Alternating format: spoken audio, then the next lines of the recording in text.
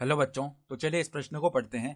यदि a बराबर आव्यूह 2 1 b बराबर आव्यूह 5 3 4 8 7 6 और c बराबर आव्यूह -1 2 1 1 0 2 हो तो सत्यापित कीजिए कि a गुणा b प्लस c बराबर ए बी प्लस ए सी। तो यहाँ पर देखो तीन आव्यूह a b c दिए हैं और हमें सत्यापित करना है कि a गुणा b प्लस c का जो मान है वो ए बी प्लस ए सी के बराबर आएगा। तो प्रश्न में आगे बढ़ने से पहले इस प्रश्न से संबंधित जो मुख्य उदाहरण है उसकी हम चर्चा कर लेते हैं। तो देखो मुख्य उदाहरण, यदि दो आव्यूहों यदि दो आव्यूहों P व Q का गुणन करें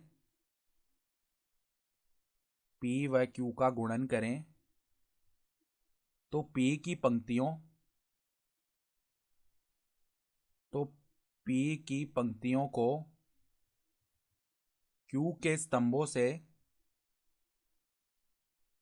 Q के स्तंभों से क्रमानुसार क्रमानुसार गुणा कर योग करते हैं। ठीक है। तो इस प्रकार होता है दो अवयवों का गुणा।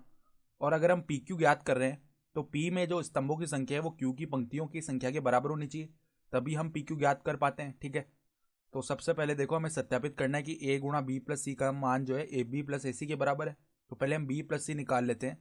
तो बी प्लस सी निकाला तो यहाँ पर देखो बी का मान कितना है, 5 3 4 8 7 6। ठीक है। प्लस में देखो सी का मान क्या है, -1 2 1 1 0 2। तो इनका योग करेंगे दोनों अवयवों का तो संगत अवयव जो है वो जुड़ जाएंगे। तो 5 - 1 क्या होगा, 4 हो जाएगा। ठीक है। फिर देखो 3 प्लस में 2 करेंगे तो 5 आ जाएगा। फिर 4 प्लस में 1 किया तो यहाँ पर 5 आ जाएगा। फिर 8 प्लस में 1 किया तो यहाँ पर 9 आ जाएगा। ठीक है। फिर 7 प्लस में 0 किया तो यहाँ पर 7 ही आ जाएगा। फिर 6 प्लस में 2 किया तो यहाँ पर 8 आ जाएगा। तो ये तो मान आ गया बी प्लस सी का। तो अब देखो ए गुणा में बी प्लस सी ज्ञात करते हैं। तो ए का मान क्या है, 2 और 1। ठीक है। और ये जो आव्यूह है इसमें एक पंक्ति और दो स्तंभ है। ठीक है। तो इसकी जो कोटि है वो 1 गुणा 2 हो जाएगी। ठीक है। और इसके गुणा में जो बी प्लस सी है वो हम निकाल चुके हैं, 4 5 5 9 7 8। तो इसमें देखो तीन तो स्तंभ है और दो पंक्तियां हैं। ठीक है। तीन नहीं, यहाँ पर दो पंक्तियां और तीन स्तंभ है। ठीक है। तो 2 गुणा 3 ये इसकी कोटि हो जाएगी। तो हम देख सकते हैं कि जो ए में स्तंभों की संख्या है वो बी प्लस सी में पंक्तियों की संख्या के बराबर है। तो यहाँ पर इनका हम गुणा कर सकते हैं। तो गुणा करेंगे तो 1 गुणा 3 का अवयव आएगा। ठीक है। अर्थात एक पंक्ति और तीन स्तंभ आएंगे। तो पहले देखो 2 गुणा हो जाएगा किससे, 4 से, तो 8 आएगा। फिर 1 गुणा होगा 9 से तो प्लस में 9 आ जाएगा। फिर 2 गुणा होगा 5 से तो 10 आ जाएगा। फिर 1 गुणा होगा 7 से तो प्लस में 7 आ जाएगा। फिर 2 गुणा होगा 5 से तो 10 आएगा। 1 गुणा होगा 8 से तो 8 आ जाएगा। तो देखो ए गुणा बी प्लस सी का मान बना यहाँ पर 17। यहाँ पर देखो 10 प्लस में हमने 7 कर दिया तो 17, और 10 प्लस में 8 कर दिया तो 18। ठीक है। तो ये तो मान आ गया ए गुणा बी प्लस सी का। इसको हम बोल लेते हैं एक बार के लिए समीकरण 1।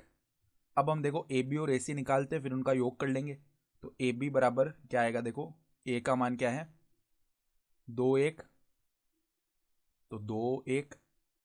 और बी का जो मान है वो क्या है, देखो 5 3 4 8 7 6। तो 5 3 4 8 7 6।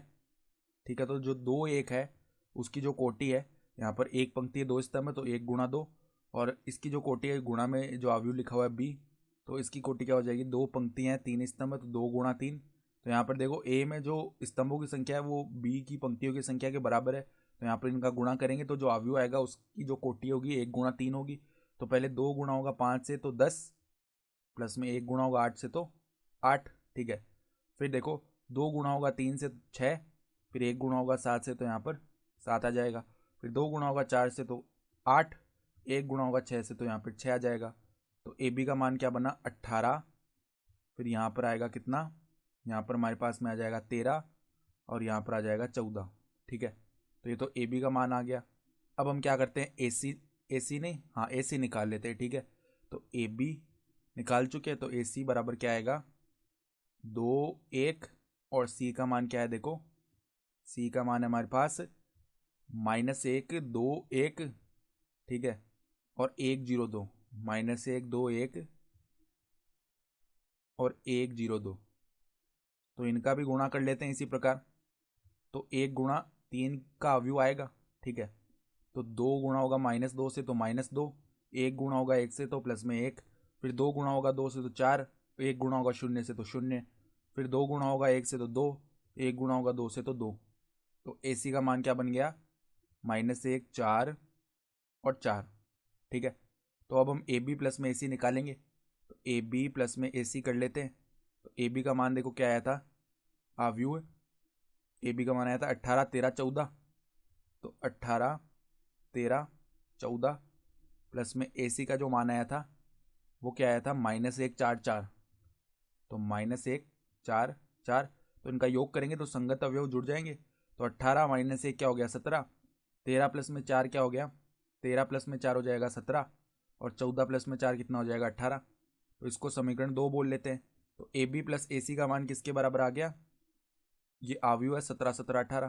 तो अब देखो समीकरण 1 और समीकरण 2 से हम देख सकते हैं कि जो A × B + C का मान है वो किसके बराबर आ रहा है, AB + AC के बराबर। तो देखो समीकरण 1 व 2 से A × B + C का जो मान है वो AB + AC के बराबर आ रहा है, और यही हमें सत्यापित भी करना था। तो इस प्रकार हमने सत्यापित कर दिया। तो आशा करता हूँ कि आपको ये प्रश्न समझ में आया होगा। धन्यवाद।